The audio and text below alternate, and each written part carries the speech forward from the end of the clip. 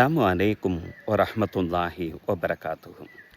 அல்லாஹ் சூரத் யூனுஸ் 62வது வசனத்தில் இவ்வாறு சொல்லுவான், அலாஹ் அறிந்து கொள்ளுங்கள், இன்ன அவுலியா அல்லாஹ், நிச்சயமாக இறை நேசர்கள், லா ஹவுஃபுன் அலைஹிம், அவர்களுக்கு மறுமையில் அல்லாஹு தாலா தண்டிப்பான் என்ற பயம் அவர்களுக்கு இருக்காது.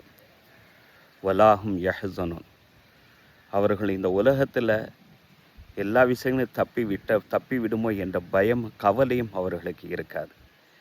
இறை நேசத்தின் காரணமாக அல்லாஹ்னுடைய அருளினால் அவர்கள் தண்டனையை விட்டு அல்லாஹு தாலா அவர்களை பாதுகாப்பான் என்ற நம்பிக்கை அவர்களுக்கு உண்டு. அதனால் பயம் இருக்காது.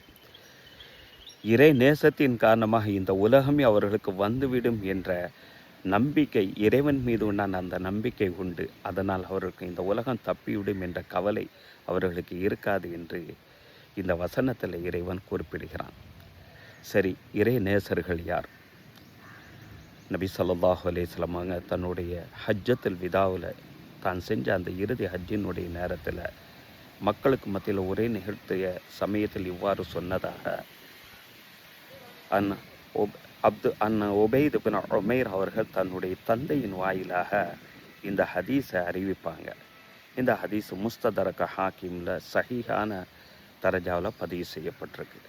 அல்லாஹ் அறிந்து கொள்ளுங்கள், இன்ன அவுலியா அல்லாஹ், நிச்சயமாக இறைவனுடைய இறை நேசர்கள், அல் முசல்லூன, அவர்கள் தொழக்கூடியவர்களாக இருப்பார்கள். அவர்கள் மீது கடமையாக்கப்பட்ட அந்த தொழுகையை அந்த நேரம் தவறாமல் குறித்த நேரத்தில் அவர்கள் தொழக்கூடியவர்களாக அவர்கள் இருப்பார்கள் என்றார்கள் நபி ஸல்லல்லாஹு அலைஹி வஸல்லம். அடுத்து வயசூமுன ரமலான், ரமலானுடைய மாதத்தில் அவர்கள் நோன்பு வைப்பார்கள். எப்படி வைப்பார்கள் தெரியுமா? யஹ்தசிபு, அந்த நோன்பை அவர்கள் கருதி கொள்வார்கள் தன்னின் மீது உண்டான கடமை என்று அவர்கள் கருதி அதனை உறுதியாக அதனை நிறைவேற்றக்கூடியவர்களாக இருப்பார்கள். வெறுமனே நோன்பு வந்துருச்சுன்னு சொல்லிட்டு அவங்க நோன்பு வைக்க மாட்டாங்க. தன் மீது உண்டான அந்த கடமை அதை சரியாக நிறைவேற்ற வேண்டும் என்று அதற்குண்டான சிறப்பு அம்சத்தோடு அதனை முழுமையாக பரிபூர்ணமாக நிறைவேற்றக்கூடியவர்களாக இருப்பார்கள்.